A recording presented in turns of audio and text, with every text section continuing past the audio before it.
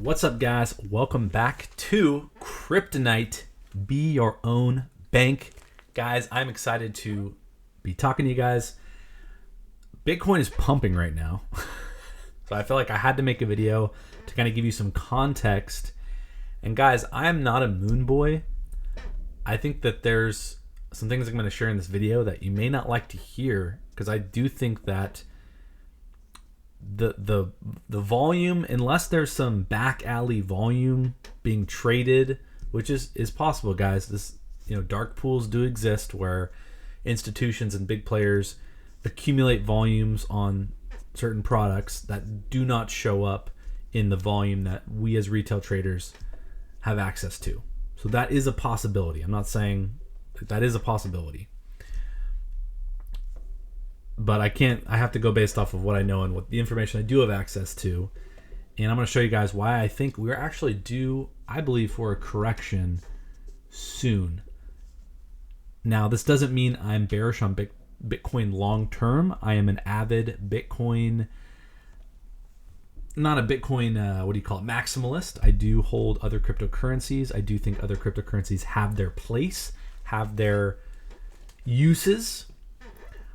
But Bitcoin is the king, and I freaking love it, and I love just the way it's built and how it's built, and it's the perfect thing for our current global society and what's happening in terms of the money printing going on globally. This tool that is Bitcoin is an incredibly useful tool for today's modern society. And I'll go into future videos more on that. But guys, we're going to look at some TA of Bitcoin. We're going to look at some other cryptocurrencies, and I'm going to give you a general sense of where I think price could be headed. Again, I would advise, if you are an investor, you just dollar cost average. It's dollar cost average. Doesn't matter, if you're doing it weekly, monthly, daily, however it is, just unless you're willing to put the time in to really identify key levels and spend the time to look at it the way that I do, I would just highly recommend dollar cost averaging.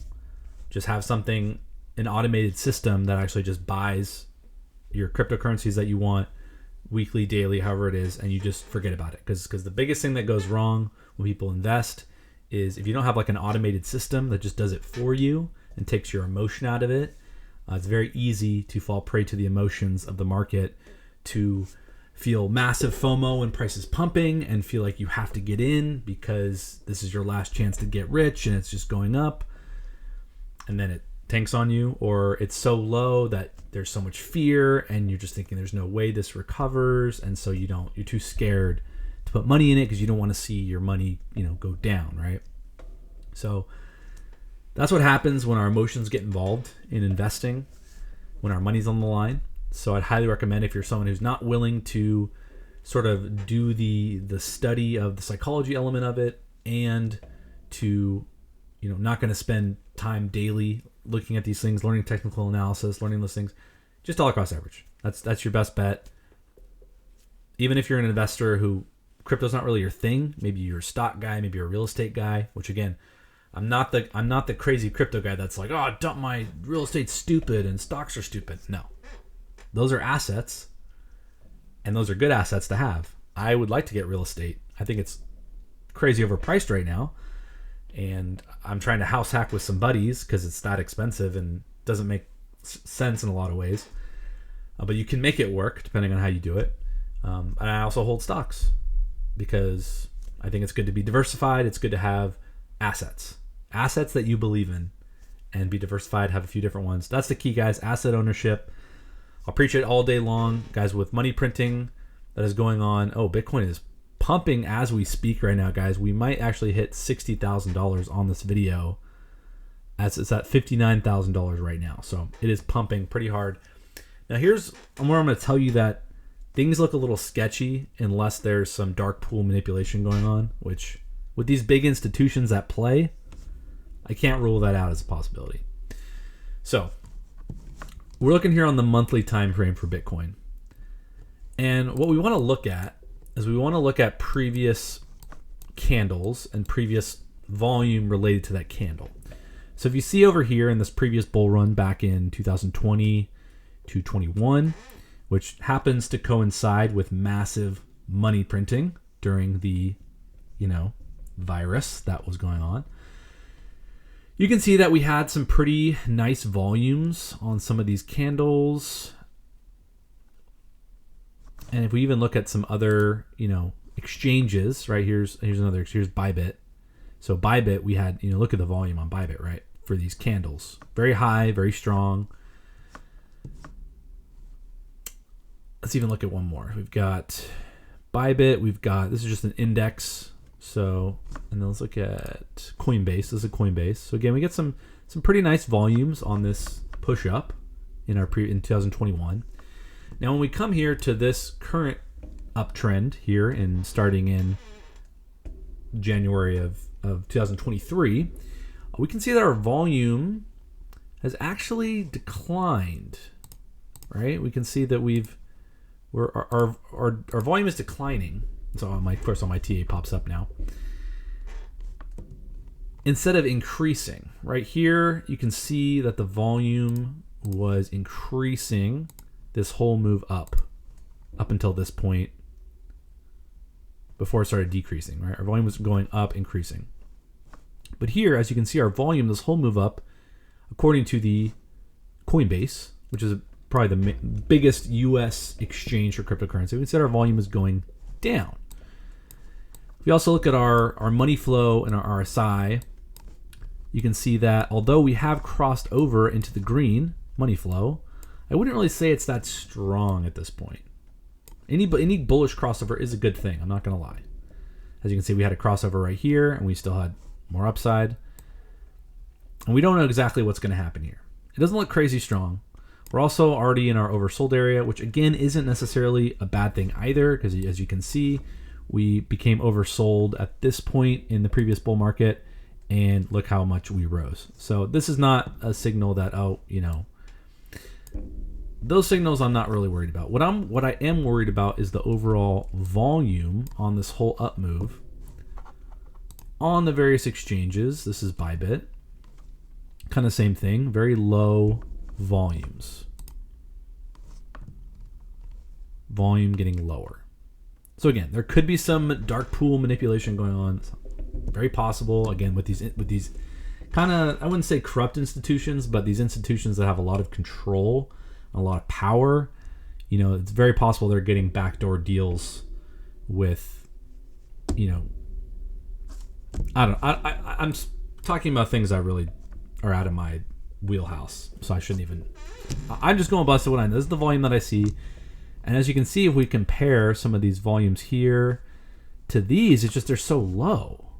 So typically, when you get price being, having these dramatic moves, you want to see effort, right? Volume represents effort. It's the Wyckoff theory.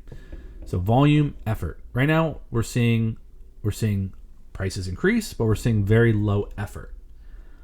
So what that could mean is that market makers are pushing the price up kind of artificially to get people to experience that emotion of FOMO. Right? If you're someone and you don't know the psychology of investing, of money, you don't know about volume price analysis, you don't know about these other factors, and you see this fat candle, I mean, you're thinking, I gotta get in. Like, I gotta get in. I want to get rich. Like, this is my chance. Like, oh my gosh, right?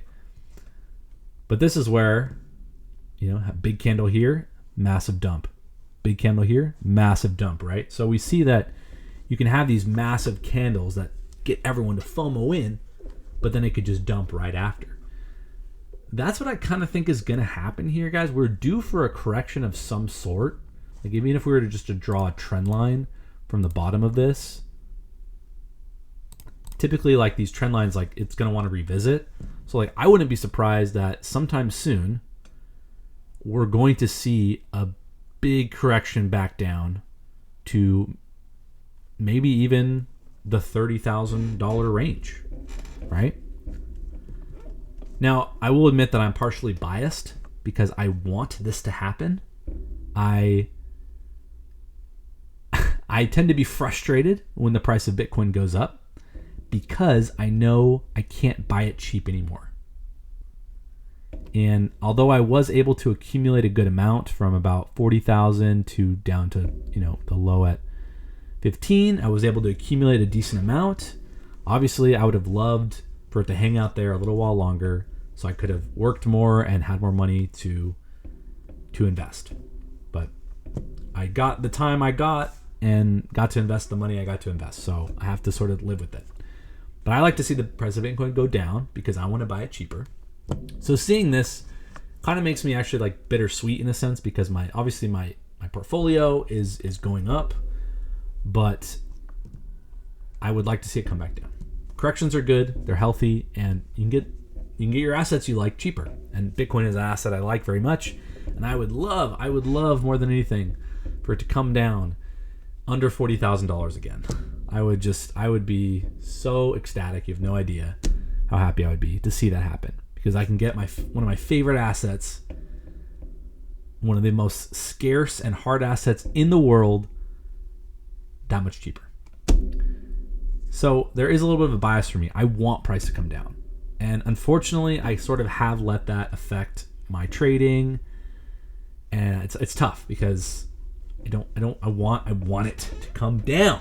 But that's what you got to avoid, right? Because then that bias creates, you just don't make as good of decisions. And so I do have regrets because I could have invested even more in this like probably $40,000 to $50,000 range. I could have bought more Bitcoin then, but I was like, I want to buy it lower, so I'm going to wait, and I may never get the chance to buy it that low again. I sort of missed out because I got emotional and I wanted it to do something, and there's no guarantee it will do that.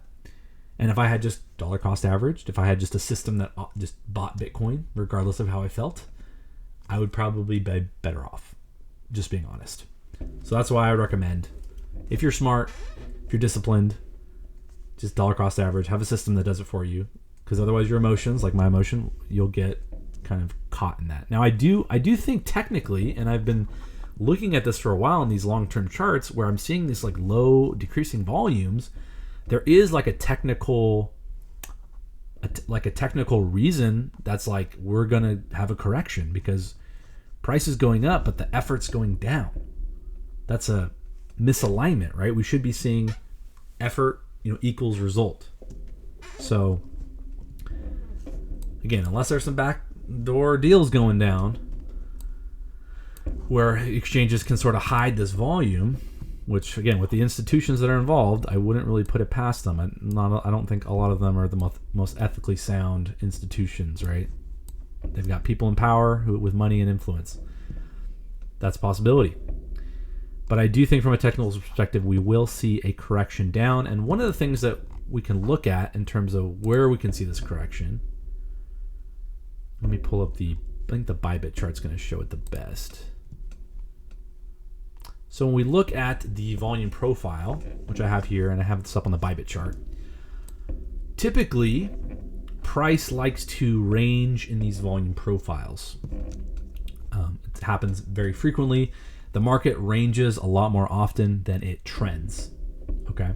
Because you get a lot of consolidation, and then you get trends, and then back to consolidation. So if we're just looking at the very long term on the monthly chart, and we're looking at a volume profile, which Bybit's usually a pretty trustworthy chart, we can see that we're actually approaching the value area high of this range. Now, a lot of times what you'll see, what will happen is price will come up above this range, and that's when you can sort of say Bitcoin might be overvalued. And this is exactly what happened here, right? We got a divergence here at the top. We were over the volume, the top of the range here. In fact, let's actually see. Let's go back in time and let's see what we were looking at when we were at this top here. Okay, so this is what we were looking at back. So same thing. We're over the value area high. We had a divergence here, and we ended up coming back down in the range, retesting the top of that range, coming all the way down, and at least we came pretty close to the point of control. Not exactly. And if we pull this, like kind of as price was going down, price is going down, price is going down, the volume profile obviously is changing a little bit as this is happening. So you kind of have to like, it does change. It doesn't just say set in stone. We can see that we became undervalued, right? We dropped below the value area high, the value area low. We are down here, and now we can look at Bitcoin as undervalued based on the volume profile. And of course, we were undervalued, got some support, and then we made our way back up, and we got back in the range. We got back in the range, and now we're filling the range to the top again. So if we're looking at this volume profile, we can see that we're getting to a point very soon where Bitcoin is going to be overvalued in a sense, right? Let's say we come up, even touch the all-time high at 68,000. Maybe we just get rejected right here from the value area high, which I believe aligns with the 786. Kind of similar. So we have the point of control here along with the 786, which is a retracement level on the Fibonacci's, combined with the value area high. So we could technically look at this whole area as an area of resistance. We had previous rejections. One rejection, two rejection. We're coming up to it again. We have the 786 retracement. We have the value area high as well as the point of control as well, which is the highest volume area traded. So this is, we're coming up to an area of, in my opinion, pretty strong resistance. And of course, what's happening to the general market? People are FOMOing. People are going, oh my gosh, they're seeing this massive candle and they're thinking, I got to get in, right? So this is, I think, a perfect scenario where we get this pump. I'm not sure how high above the value area high we're going to go. A lot of times it does go above the value area high. And a bunch of retail traders, a bunch of your average folk who don't know really anything about crypto, they're going to see it in the news, they're going to hear it from their friends, and you're going to see a lot of new people who are going to be like buying cryptocurrencies because they want to get rich. But someone like me, who I've been buying since March of 2022 and buying this whole way down and even accumulating here because I saw Bitcoin as undervalued at that point. Again, we're going to get to a point where there's going to be a lot of greed and a lot of people coming in thinking that they can get rich quick, thinking that they're just, the FOMO is going to kick in. So we're going to hit this value area high. Maybe we'll pop up a little bit above it. And I do think at that point, based on this volume that we're seeing being so low and declining, I do see a very reasonable technical perspective here would be for price to come back down within this range and then come all the way back down potentially. And of course, this volume profile will change as price moves along, so it might actually shrink. So even though right here the value area low is at 27,000, but let's say we get rejected, we come up, we get rejected, we start coming back down. This volume profile will probably shrink as the volume gets traded more within this range. And so this value here will probably get higher. And so maybe by the time price comes down to the area low, it might be as high as 35 to 40,000. And so we might come down, dip below that. Maybe we dip in the mid 30s. You could say technically maybe we'll retest these highs that never really got tested. And at that point, Bitcoin will then be undervalued according to the volume profile. And that will be a great time to accumulate more. And at that point, I do hope to see, start to see those volumes start to come in a little, higher on the next push up, showing that there is a result, but there's also effort within that result. Meaning more people are actually bidding the price up, and it's not just market makers sort of marking the price up in order to try to, get people to FOMO in so they can sell their stash, essentially.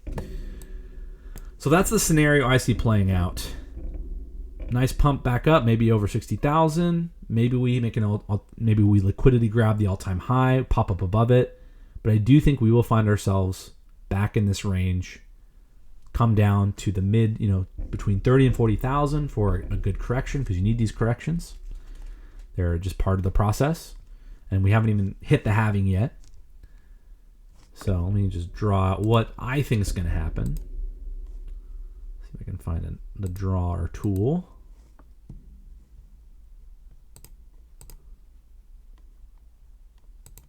I can't find the drawing tool. There it is. So pop up, maybe liquidity to grab the all-time high, come down, maybe consolidate here, pop back under the range, get, boom, boom, come down, come down. Again, by that time, the value area high is probably going to come up, come up, come up, come up. We're going to dip below it. Maybe 30,000's the bottom at that point. Pop back up, start supporting, and then I think we're off. By that time, the halving will have happened, so there'll be a lot less supply available from a fundamental standpoint, and still just increasing demand. And that's when I think we'll see, boom, to the next massive true bull run. That's my prediction, and I'm basing that mostly off the volume that I'm seeing, because I don't think the volume is high enough to where it needs to be to produce a huge move yet. I think we still have time for that. So and again, I'm a little biased because I'm hoping that will happen, because I would love to be able to get in to some more positions down here and accumulate some Bitcoin at cheaper prices. I may not get that chance. Let's hope I do.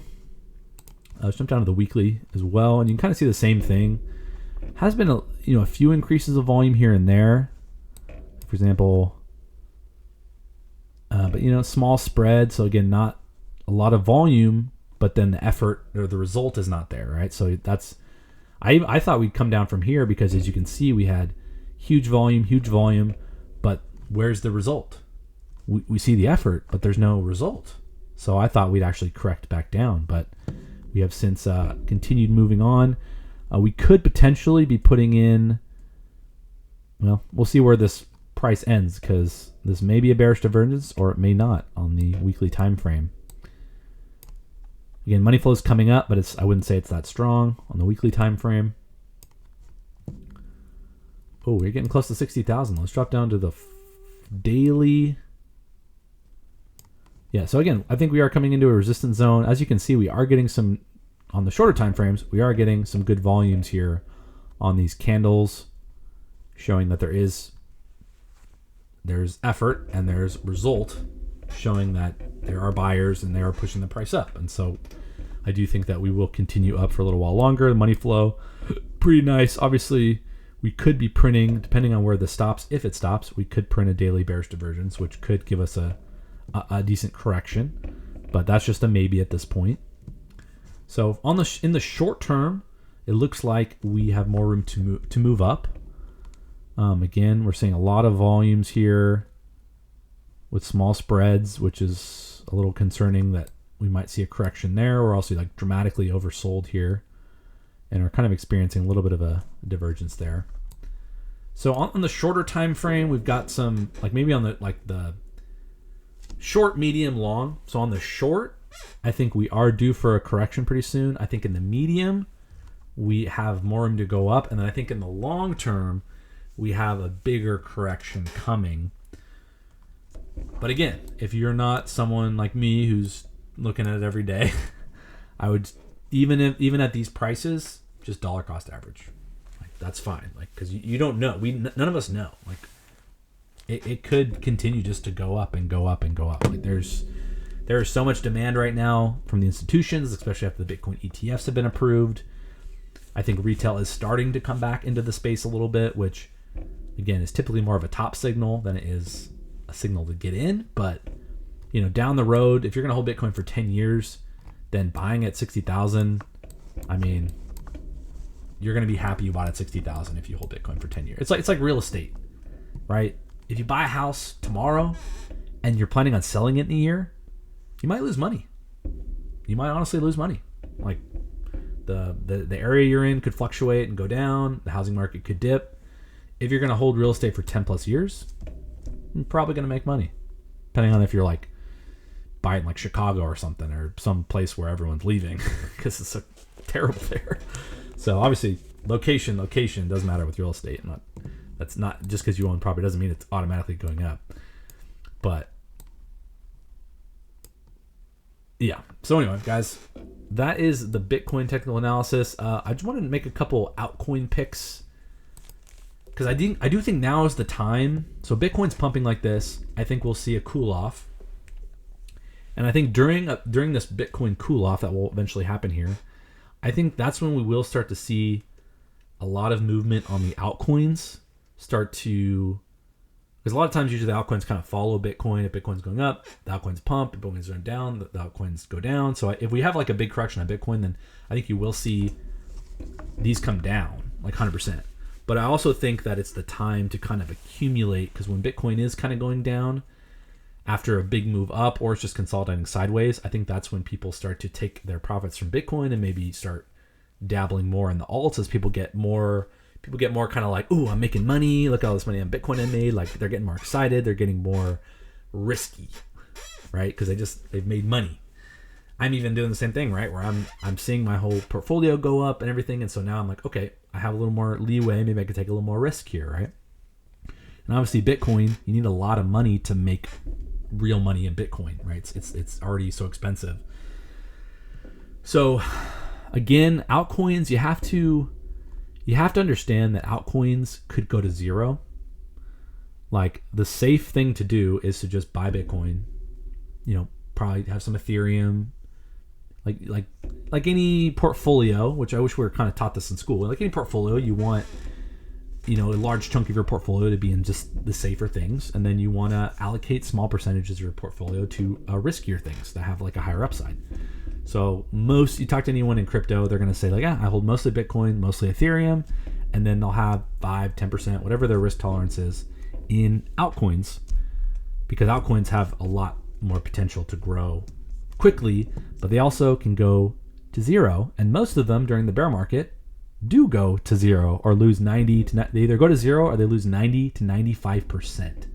So altcoins are something that there's a specific time to buy them. I would say now is kind of the time, to be honest, especially with the halving coming up, especially if Bitcoin gets a cool off and maybe some of them drop a little bit. I think now is kind of the time. Like this is where you take your risk. And again, this is not financial advice. I'm not a financial advisor. I'm just a random guy on YouTube.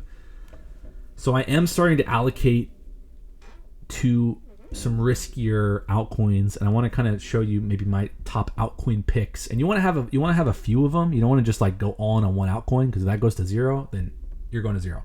So you want to pick a few that you can allocate some risk to, because some of them are gonna do great, some of them are gonna tank, some of them might just do okay, and you want to be diversified when it comes to your altcoins. So obviously Bitcoin, Ethereum, they're the safest picks in crypto.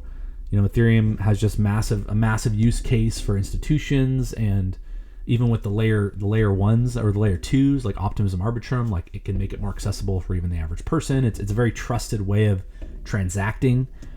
So that's something that's pretty safe. Obviously Bitcoin, I think, is the safest. It's having proof of work is so much better than proof of stake, I think, in my opinion. It just makes it so much more viable and so much more decentralized to have proof of work. When you have proof of stake, hey, if I accumulate the most money, then I can sway the network.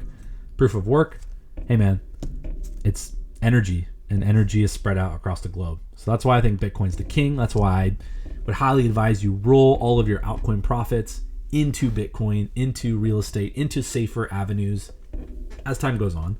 Because Ethereum could tank one day. Like there could be an altcoin in here that does really well that supplants Ethereum. I mean, Ethereum's got a lot of name power and staying power, and it's been around longer, so that's kind of the Lindy effect. It's trusted, so it is safe. But I mean, there are other protocols, other altcoins that are created that do similar things to Ethereum that in time could overtake Ethereum.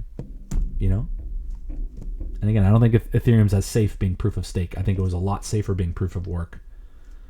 So as far as other altcoin picks, you can't really go wrong with a lot of them in the top 10. XRP has a lot of institutional backing. I don't hold a lot of XRP. That has more to do with more like morally. Like I just like XRP. It's like all the, it's just the banks are using it. So like Are they really going to use it in a way that's true to crypto, which is decentralized, which is for the power to the people? You know, I don't know if that's, I don't know enough about it to probably speak on it, but there's like, I get a sense of uneasiness with XRP because I know that it's backed by the banks, and I'm thinking like banks are not going to do things that don't help them and the banking system. Why would they push crypto? It's the same feeling I had when Sam Bankman-Fried was getting into crypto, because I'm like, wait a second, this guy's like a hardcore liberal. Like, liberals typically don't like cryptocurrency because cryptocurrency gives power back to people. Liberals tend to want power to be more centralized. So I thought, this doesn't make any sense. Like, he is very liberal. He's voting for liberal people. He's giving money to liberal people who want things to be more centralized. People that are against cryptocurrencies, people that want to see cryptocurrencies banned and gone. A lot of these liberal leaders that we have, like have declared war on crypto. Like, they think it's the enemy. They think it's awful. They want to destroy it. So like, there was always a sense of unease where I was like, why is he into crypto? Like, crypto's way more of like a libertarian Republican kind of ideology behind it. So I feel the same way with XRP. I have the same sense of general unease of like, the banks are all for it. Like, are they really going to let it be decentralized? Like, why would they do that if they would just want more control over the money system? I don't know. So I don't have a lot in XRP, to be honest. I won't put a lot in XRP. Maybe I'll be convinced one day by an XRP enthusiast. Maybe they can help me understand what I don't understand about it. Solana is another one that I'm not a huge fan of because it's more like they're pushing a lot of airdrops. It's all about the venture capitalists, and it could end up being a pretty good project. Like, obviously they have a phone that's come out on the network, and so it can work. It's just one of those where fundamentally, most of the tokens belong to the venture capitalists. The token distribution was not to like the people. It was just to like, so there could be like a pump and dump kind of scenario where they pump it up with all these free airdrops and get all these people excited, blah, blah, blah. And then a bunch of the VCs just dump all their coins because there's like so many, and it's not a very like decentralized network, I would say. So that one also gives me some unease. I do have a tiny bit of Solana. And again, it has use case. Like, the phone. I think the phone thing's really cool. I think they're a very fast network, which is good. It's not very decentralized, and the token allocation kind of sucks. So like, I worry about it long term. I think if you're just holding it for this bull run and then you're going to roll those profits into something else, I think that, hey, like that works. But if you're thinking like 10 years, is Solana going to be around? Based on the fundamentals I've seen, I don't know.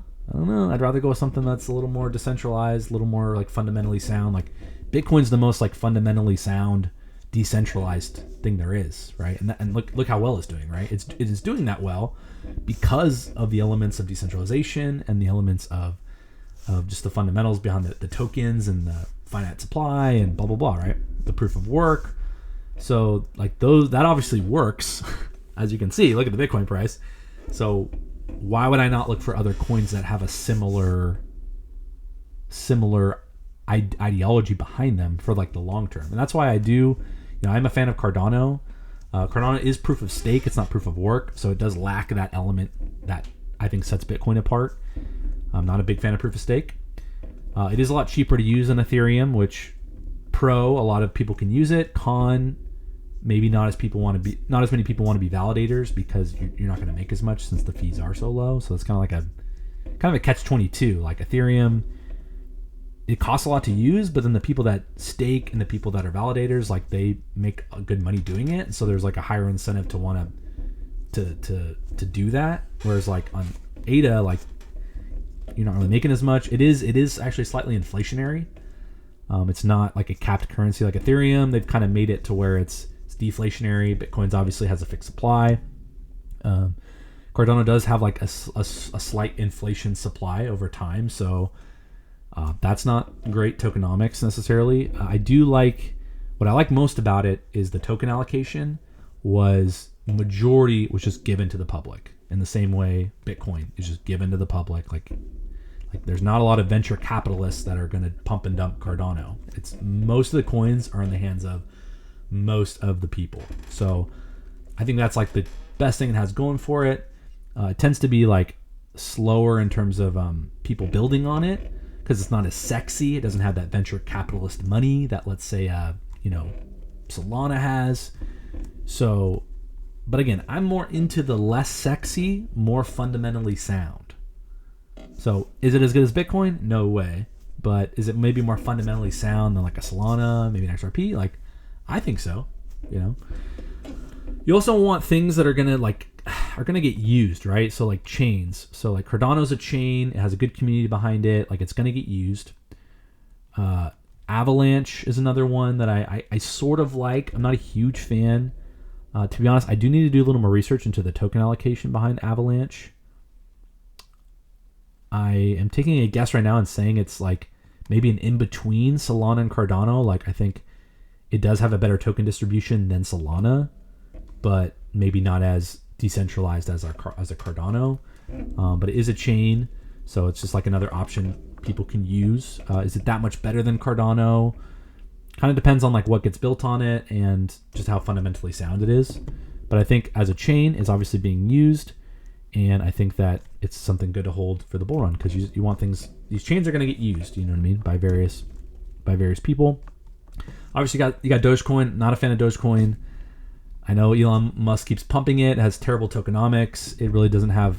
It's really not any better than any of these other chains. I don't know why Elon loves it so much. I guess it's just like fun for him to like, oh, let's make it like a payment thing. It's like, why? Like this was a joke chain. It started as just a joke chain. Like it wasn't even meant to be something real. And then now they're trying to like, oh, legitimize it. Let's use it as a payment system. I'm like, what? Like there's plenty of other chains that do it just as well. Like, why? So sure, you want to have a small bag of Dogecoin just for the heck of it. Maybe you think Elon will implement it in Tesla somehow, or maybe buy apps on your Tesla with Dogecoin or something. I mean, he could give it value by utilizing it in some way where you have to use it, and that will give it value. Like that will give it the ability to move in price. So it's possible. It's just, I think it's kind of dumb, but Tron's another good one. I don't hold a lot of Tron, but it's actually used by quite a few countries. I was a big Polkadot fan until I learned some crazy things, alleged, about the creator of Polkadot. And although I think that Polkadot has like good fundamentals in terms of like what it's trying to do, like it's like a way to connect blockchains to make them like function together better. Because if you're trying to move stuff from chain to chain, it can be really challenging, and you got to bridge it, and bridges get hacked. So having something that can kind of connect blockchains better is obviously a use case and something that's needed. But the owner, like the guy who created it, like kind of has been like accused of being like a low-key like child molester, like going to Asia and like raping children, kind of like I'm just telling you what I heard, allegedly. So I've kind of lost interest from a moral perspective in terms of wanting to put any money into Polkadot, if I'm being totally honest. Like I kind of have my bag and I'm just gonna probably keep it and just not buy any more. And it might still pump during the bull run. It does have a good use case. I just morally feels a little odd to do it, right? I get that weird kind of like, this feels weird. Chainlink is one that kind of has already pumped quite a bit. So like I feel like I missed my chance on Chainlink. Not that it's not going to continue to, obviously look, its all-time high was 52. It's only at 19. So like these are still good buys, but as you can see, it's already like pumped a good amount. But I don't think it's necessarily a bad buy. I'll probably put some money into Chainlink. It's kind of like an Oracle, which to be honest, I don't like fully understand what an Oracle is, but people I trust say that it's a really good thing. So I'm kind of going with the people that I trust. Polygon Matic gets used a lot. I've used it quite a bit. So I can attest that it's cheap, it's fast, and it gets used a lot. As you can see, it's still has some room to go up. Not like it did have some nice pumps recently. So I do hold some Polygon. I'll probably pick up some more. And then some of the other things I'm looking at, like obviously the lower you go here, just the riskier it's going to get. You're essentially investing in like startups is how you got to think about it, right? Like a lot of these are like startup companies that most will fail, most will go to zero. You just have to accept that fact, right? So I wouldn't hold a lot of these things long term, right? Roll your profits into Bitcoin, roll them into real estate, roll them into, even stock companies that have been around a long time.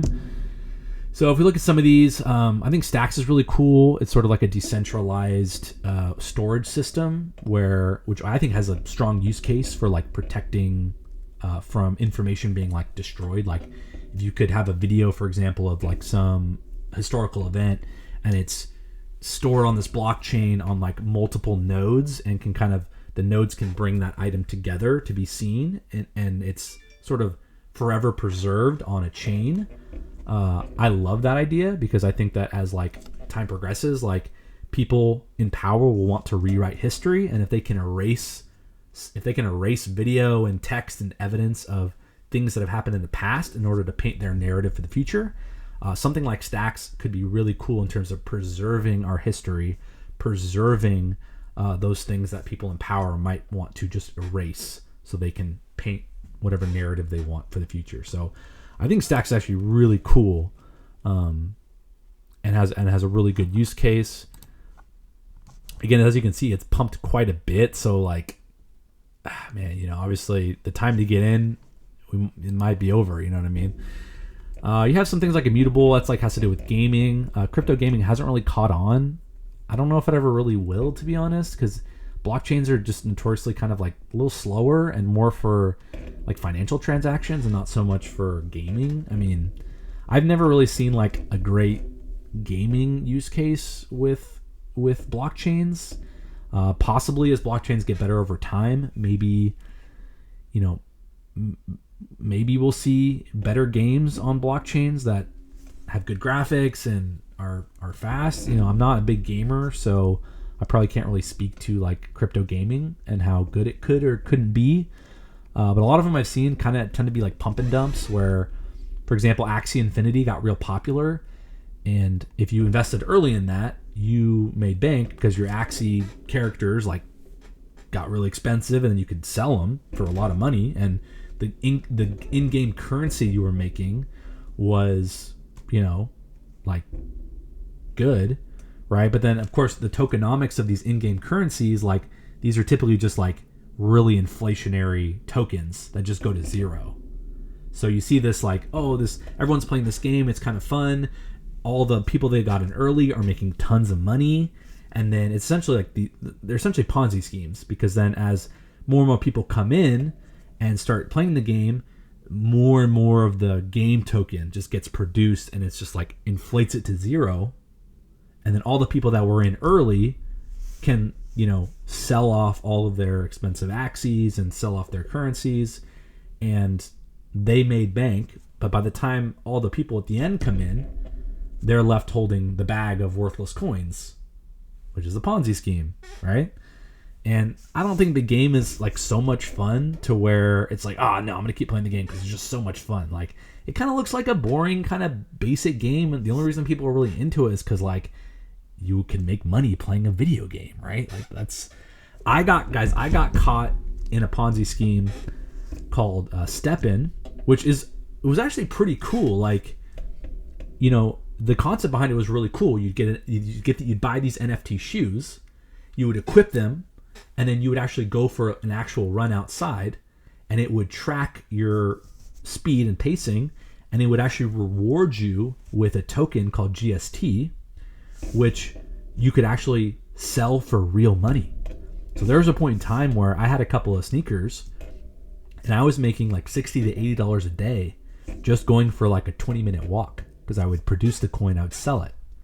However, the problem was this was a Ponzi scheme basically, and I didn't get in soon enough to make back my investment. So by the time that the token started, just so many people joined it to where the token went to zero, I wasn't able to make back my initial investment. So I lost money. It was a Ponzi scheme. Was it cool? Was it fun to like have this cool little sneaker thing that I would like equip as, and go out for a walk and then like get paid? Was it? Oh yeah, it felt cool. It felt like, oh, this is so cool. Like this sort of gamified, exercise. And if you were an early investor in that, you absolutely made out like a king with how much you could sell your sneakers for and how much GST you could make and sell for real cash. But if you got in late, like I did, then there's just no way you would have made back your initial investment. And that's what we call a Ponzi scheme. And a lot of these crypto games are just that. They're kind of Ponzi schemes that, unfortunately, I'd like to see them create a game that's like so much fun that you would just continue playing it even though you're not making any money. Which can't, like, they can't exist, guys. Like, there's a reason why people buy Xboxes and buy $60 games to play. Like, they're not gonna, like, no one's making any money off Hogwarts Legacy. They're spending money to play the game. But the game is so damn fun that they're like, I don't care about making money on Hogwarts Legacy. I want to play this freaking game because it's so much fun. So if crypto can create games that are just so much fun, then people will just keep playing them. And it won't really be about making money. But the people that will, but if they are able to do that, if they're able to create games on blockchains that are just fun, if you are an early investor into some of those games, you can make a killing. Or if you're an investor in the blockchain, right? Let's say that someone builds in a super fun game on Cardano. And Cardano has like Cardano is just not for gaming, right? There's a lot of lending. There's a lot of different financial tools on Cardano or some of these other chains. So if I'm investing in Cardano the chain and they produce a super fun game on Cardano and a lot of people are using the chain, well, I'm gonna make out good because ADA is going to be held more and used more. There's going to be more transactions happening, meaning more fees are going to get paid out to people that are staking it. So I'm going to make out because I chose a chain that's popular and being used. So that's kind of more like you want to go for like the chains that are going to get used. You want to go for the protocols that are going to get used. I personally would kind of stay away from like crypto gaming. I think, again, you can speculate and hope that you get in early on something, but a lot of them are just Ponzi schemes. Whereas like I'd much rather go for stacks, which is something that I could use and has a really cool use case, or Uniswap, which is like this decentralized protocol where you can swap for any cryptocurrencies. Like that's something that people are going to use over and over and over and over and over and over again, right? That's really important to have a decentralized DeFi space to swap coins. Something like, Optimism, which is a layer 2 built on Ethereum that makes Ethereum usable for people that, don't want to spend $500 per transaction on Ethereum and don't have right? Like it makes Ethereum and all the protocols and everything on Ethereum usable for someone like me, someone like you, potentially. So that's something I would invest in. Or like Stellar, for example, is like a great way to transact. That's probably not like a great investment, but like it's easily transactable, it's fast, and so people do use that to transact with. You've got something like Lido, which is like a staking service for you that makes like staking way simpler and like reinvests your staking to like compound. So that's a use case that people are going to want to use because they want to, staking is really important to crypto. So people are going to want to use that. So like that has a cool use case. So like I'm looking at things that like Kronos, for example, another one I like. It's an exchange. Exchanges get used by people. People need exchanges to like buy and sell cryptocurrencies, right? It's something that's going to get used. So Arbitrum, another layer 2 on Ethereum, kind of competing with Optimism. Same thing, right? So I want things with strong fundamentals as far as token allocation, as far as not like a super inflationary supply. I want things that people are going to use. So I'm going for, I guess, in my opinion, like safer standard things that I think people are going to use. Not like Aave. Aave is a lending protocol. I can go take my $10,000 of Bitcoin. I can go lend it out on Aave. I can get, $4,000 back in like USDC, which is like the US dollars. So I get to keep my investment in Bitcoin. I get to keep my 10,000 invested in Bitcoin. I don't have to sell my asset. I'm going to get lent some money that I can then use to like, if I needed to buy something or if I want to go invest further, like that's a use case that people will use. They'll want to lend out their coins so they don't have to sell them, which then creates a taxable event, which cost you a lot of money. I'd rather just lend out my asset, get some money back, use that money to invest or buy immediate need things, right? So that's something that's going to get used. Helium's pretty cool because they're trying to create like a cell phone network, and they actually have a network you can actually use and pay to use. So that's pretty cool. That has a use case. So again, like Sandbox is a pretty cool game. I do have some sand, and I was big into sand because sand is actually fun to play. Like it's actually a game on a blockchain that's fun. So I'm like, hey, you know what? Shoot, like this is actually a fun game. I could see people playing this consistently. So I do have like some sand example. There's Action Infinity. Kind of let's take a look at that real quick and just see where. I don't think it's nearly as popular. I mean, look at that, guy. This is Ponzi scheme game, right? If you got in early on this, I mean, look at it. Look at the value, right? It's because it wasn't a fun game, and the tokenomics were stupid. And the more people that played, the more coin gets produced. Inflate that thing to freaking nothing. So there you go. That's why individual games, I'm not touching them unless I'm real early and I think it's going to be like dope. Obviously things like Gala, for example, is kind of more. It's almost more like a bunch of different games. So I feel like it's almost like an index fund of crypto gaming. Something like Gala Games. Like they produce a lot of games. So I think something like this, although look, I mean, it kind of suffered the same fate. Something like this could be interesting because, they're going to keep producing a lot of games. And so if like just a couple games hit, then a lot of people will be, using the token Gala, right? And so it's maybe safer than buying like an individual crypto game, hoping that game takes off. Just buy the index fund of the games, right, to get exposure. So that's something. Trying to see if anything else down here really tickles my fancy, I guess. Again, anything at this point is just complete like lottery. You're just buying a lottery ticket. Probably going to zero, and it's just a lottery ticket, honestly. Some of these have cool use cases though. I know like Compound, I think, is like a lending protocol.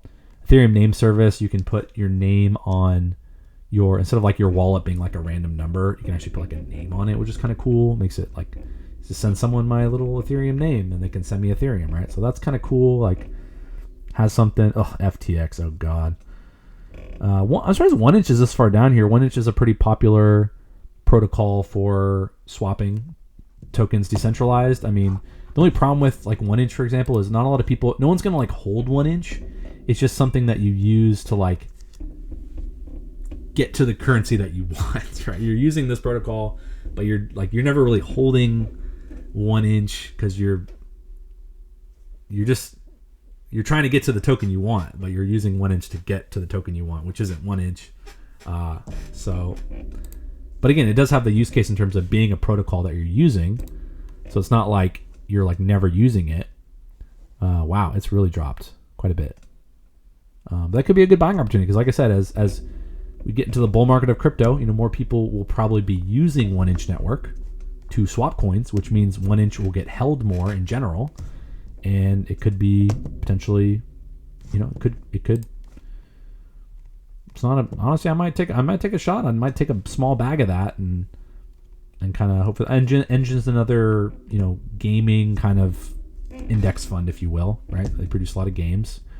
You got your meme coins like Floki, which are completely useless and are just a complete lottery ticket.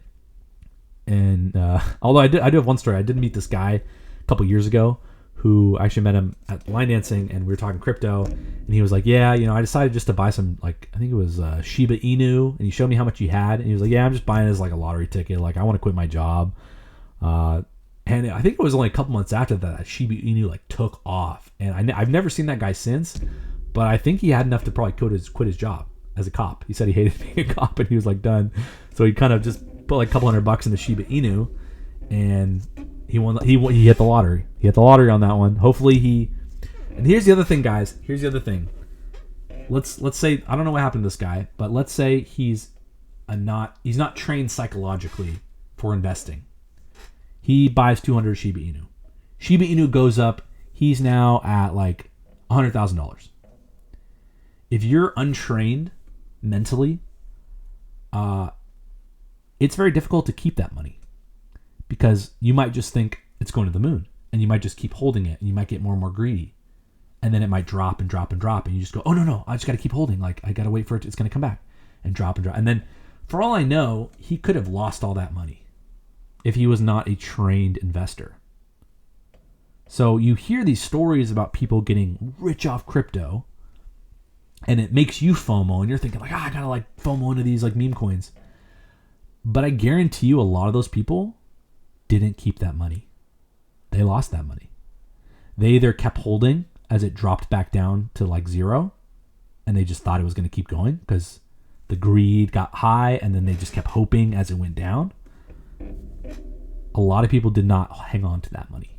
I can tell you right now. So don't feel bad. Don't feel like, oh man, all these people are like getting so rich off crypto without me. It's like, no, majority of them will lose all of that money they gained if they're not a trained investor.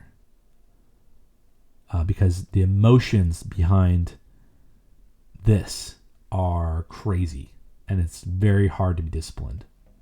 So I mean, most people who win the actual lottery don't do well in life. Most regret winning the lottery, right? Because it changes their life in ways that they maybe weren't prepared for.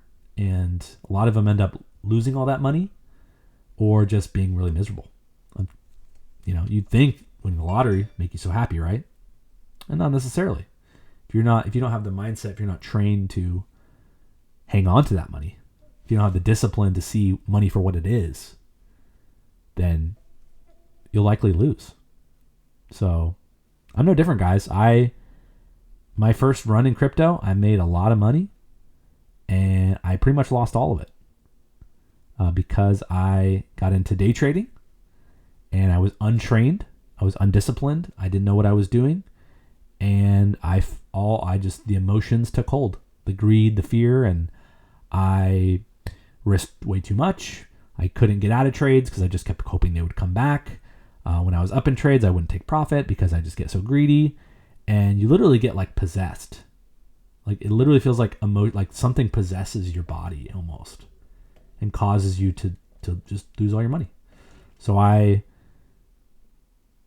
experienced the pain of that, and I have since then become a lot more educated on investing and especially the psychology of investing. So I feel like I'm in a much better place mentally, emotionally, to handle being invested. And I think I will be able to keep a lot more of my profits this time around because I have that pain, that fresh pain of what happened when I was undisciplined and when I was emotional and when I was uneducated about investing. And so I hope through this channel to pass on this knowledge and the psychology to you so that you can play the game and win the game and keep your money and hopefully experience, financial bliss and freedom. And I think like people overrate, like as long as you're doing a job that you like somewhat enjoy and you kind of have the freedom to do that, like you're not in such a bad financial situation where like you have to work some dead end job that pays more and work with a shitty boss because you're like, I need the money. I have kids to feed, blah, blah, blah. Like if you're in a situation where like, hey, you know what? Like maybe you're not making a ton, but like you have enough freedom to do a job that you don't hate. I think that's a huge win. Like that's a huge win. If you can financially support your family and do different things and you can, work a job that you take less money, but God, you actually kind of like going to work and you kind of enjoy it and you get along with your coworkers and your boss kind of cool. Like that's a win, guys. Like that's what you want. You want the freedom to just choose a little bit more about like where you want to work, who you want to work with. That's true freedom, guys. True freedom isn't like I'm a millionaire and I own a yacht and I literally don't have to do anything ever again. Like I don't really think that's true freedom. I think people get bored with that. I think people I don't think that's necessarily like a great thing for people, to be honest. But hey, if you got enough financial freedom going on through investments, through passive income, where you're like, hey, you know what? I'm gonna take a $20,000 pay cut to take this job because this job just like doesn't suck the living life out of me, and I can afford to do that, and I can still support, I can still pay for what I need to pay for, I can still live a decent lifestyle. Guys, that's the win right there.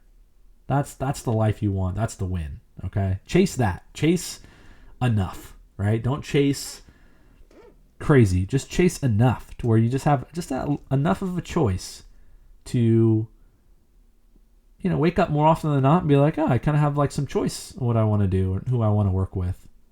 I don't have to work this crap with this crap. I can say bye-bye to this crap. You know, that's why I've always been so obsessed with investing, obsessed with saving. Because I've always wanted leverage. I've always wanted to, if I'm in a situation where my boss sucks and he's a jerk, I want to be able to just be like, hey man, deuce, like you treat me like shit. Like I'm out. I'll go take this other job that pays way less, but like I can do it because I've saved the money. I've invested the money. Who cares if I make less? My life doesn't suck because you're a terrible boss or you're a terrible coworker or like this job is just like life sucking. So I think that's what we need to aim for, guys. We need to aim for, let's get enough, and that's the goal, guys. So I think I'm going to call it for this video. Hope you enjoyed. Please subscribe because I want to be able to live stream a little bit more often. So I need to get a certain amount of subscribers before I can live stream. So if you could subscribe and send this video around, that'd be great. Those are my, again, not financial advice. I'm not a financial advisor. Just a random guy on YouTube. Don't listen to me. But guys, crypto's pretty cool. And I'll definitely have more videos in the future. We'll do some TA. We'll do some altcoin picks and updates. We will even take a look at some, you know, ways to do like pools and lend your money out to make some passive income. So I'm really excited about that as well. That's why I like crypto. Guys, thank you for joining me. Let's take a look at Bitcoin real quick just to see if we missed any like crazy price action. Miss anything? Still at 59,000. Okay, nothing crazy happening so far. Just doing our thing. Anything on the lower time frame? What happened to my other charts? Did I throw them away? I think I might have clicked out of one of them. So here's a trade I lost. See, guys, I lose trades. I took a trade here at the top of the profile. I thought we'd at least get down to the bottom of the profile, but price is just too bullish. It stopped me out, and that's just the way it goes sometimes. Can't win them all. So, dang. Looking very, very bullish there, folks. Very bullish. All right, guys. Thank you for joining. I'll see you guys on the next one.